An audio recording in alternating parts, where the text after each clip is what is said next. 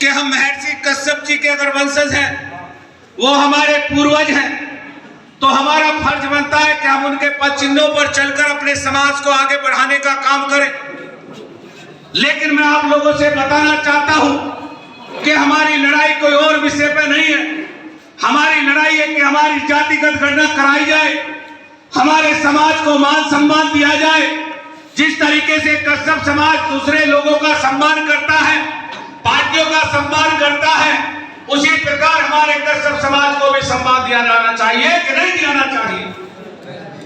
लेकिन मेरी आप लोगों से गुजारिश है, एक लड़ाई हम लोगों ने आरक्षण के नाम पे वर्ष 2004 में चालू करी थी, जिस लड़ाई को हमारे समाज के लोगों ने बाखूबी जनपद मुजफ्फरनगर, शामली, बिजनौर से लेकर पश्चिमी उत्तर प्रदेश के तमाम नौजवान साथियों ने उस लड़ाई को बाखूबी लड़ने का काम किया और उस लड़ाई का परिणाम भी सार्थक आने का काम हुआ नौजवान साथियों।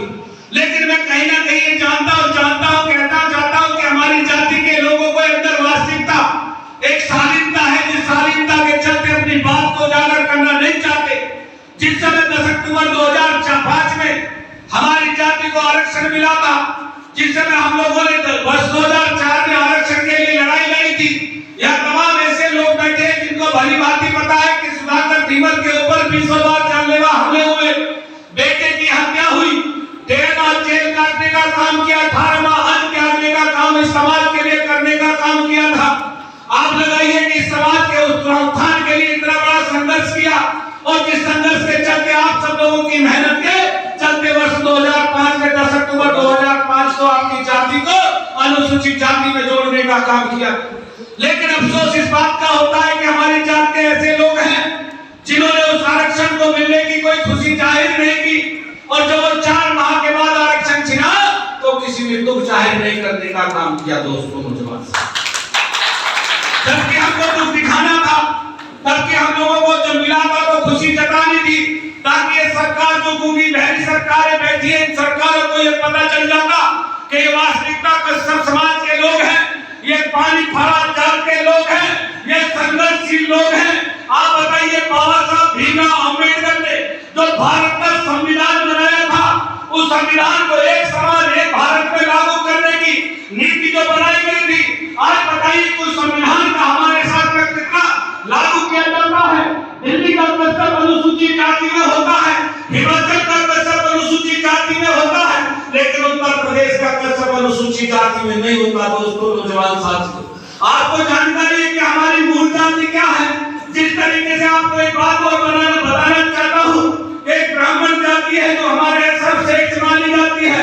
उस ब्राह्मण जाति के सरनेम कितने होते हैं? पांडे जी, चौबे जी, दुबे जी, दीक्षित जी, कौशिक जी, शर्मा जी, कितने सरनेम होते हैं? तिवारी जी, तमाम सारे नाम होते हैं। उसी प्रकार आपकी जाति कश्यप नहीं है, आपकी जाति मात्र मल्लाह है, केवट है, तुराहा है, कहार धीवर है। आपको लगाइए कि आपकी जाति को सन 1950 में जब भारत का संविधान बना था, उस संविधान के आधार पर आपके समाज को अनुसूचित जाति में जोड़ने का काम बाबा साहब भीमराव अम्बेडकर ने किया।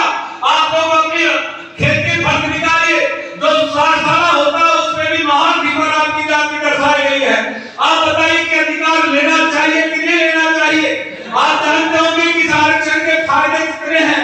इस आरक्षण को अगर मिल जाता है तो मेरी जात का विकास हो जाता है, मेरी जात का भी सिपाही नजर आएगा, मेरी जात का भी दरोगा नजर आएगा, मेरी जात का भी डीएम होगा, मेरी जात का भी एसपी होगा। दोस्तों नौजवान साथियों, मैं आप लोगों के सामने, सब समाज के सामने सुधाकर धीमल अपना कुर्ता फैलाकर भीख मांगता है कि एक बार हमारे समाज के आरक्षण की लड़ाई में आप लोग शामिल हो जाइए। मैं आप लोगों का आभारी रहूंगा।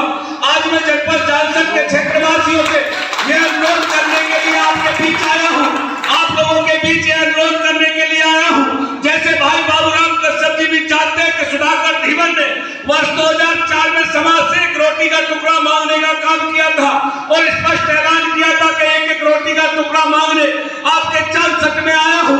आप लोगों से कहा था कि बाबूजी तुम्हारा बेटा हूँ, भैया जी मैं भी तुम्हारा भाई हूँ, माता जी मैं भी तुम्हारा लाल हूँ। एक रोटी के टुकड़े की भीख मांगने के लिए आपके जालसर कस्बा में आया हूँ और ये रोटी का टुकड़ा तब खाएंगे जब आपको आरक्षण दिला के लाएंगे। आप लोगों से प्रण कराया था कि ये रोटी का टुकड़ा दिल्ली में लेके आ जाना, या तो मर के आऊंगा या आरक्षण दिला के आऊंगा, या तो रोटी का टुकड़ा खिला के लाना, या 2 मीटर कफन में लपेट के लेके आना। ये आप लोगों से मैंने वादा किया था, और तब कहीं जाकर आप लोगों को 10 अक्टूबर 2005 में वो आरक्षण मिलने का काम हुआ था। ये मेरी किले की मेहनत नहीं थी, इसका श्रेय मुझे नहीं जाता, इसका श्रेय मेरी जात के नौजवानों को, गरीबों को, बच्चों को जाता है, जिन्होंने रात और दिन दिल्ली की सड़कों को पारने का काम, भूखे प्यासे दिल्ली की सड़कों पर 1 रात 2 दिन के क्रम से दिल्ली में बैठने का काम किया था। मैं आज उसी बात को दोबारा से रिपीट करते हुए आप समस्त समाज के लोगों से अपील करता हूं कि आप मेरी जाति का उद्धार करा दीजिए, आप मेरे समाज का भविष्य तय करा दीजिए। मेरी जाति के लोग स्वाभिमानी लोग हैं, अगर कोई इनके ऊपर जरा सा एहसान करता है तो निश्चित तौर पर उसका एहसान उतारने का काम मेरे कश्यप समाज के लोग करने का काम करते हैं।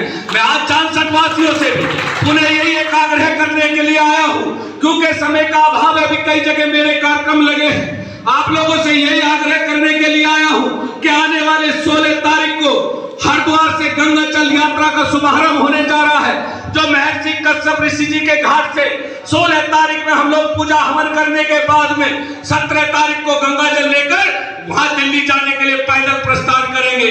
आप लोगों से कहना चाहता हूं कि अगर आप भोले जी के लिए कांवर लाते हैं तो मैं अपनी जात के नौजवानों से कहना चाहता हूं कि एक कांवर अपनी जात के भविष्य के लिए लेके आइए, ताकि आपका भविष्य सुधर जाएगा, आपका मान सम्मान बढ़ जाएगा, और भारत के संविधान की बात को हम लागू कराने का काम करेंगे। और जिस तरीके से आप लोगों ने 2004 में सब समाज के लोगों ने सम्मान दिया था, जिस तरीके से आपने वहां दिल्ली को घेरने का काम किया था, अगर इस बार भी आप लोगों ने वैसा ही सम्मान दे दिया तो विश्वास के साथ कहना चाहता हूं कि अगर आरक्षण नहीं तो घर वापसी नहीं करूंगा, ये वादा है मेरा आपसे। मैंने आज तक कोई चुनाव नहीं लड़ा है, मैं आप लोगों से वोट मांगने नहीं आया, आप लोगों से नोट मांगने नहीं आया, आप लोगों से 1 रुपए का चंदे की मांग करने नहीं आया, आप लोगों से अपील करने आया हूं। आप लोग मेरे पास तक आ जाना, सबके लिए खाने रहने की व्यवस्था सुधाकर धीवर करने का काम कर रहा है।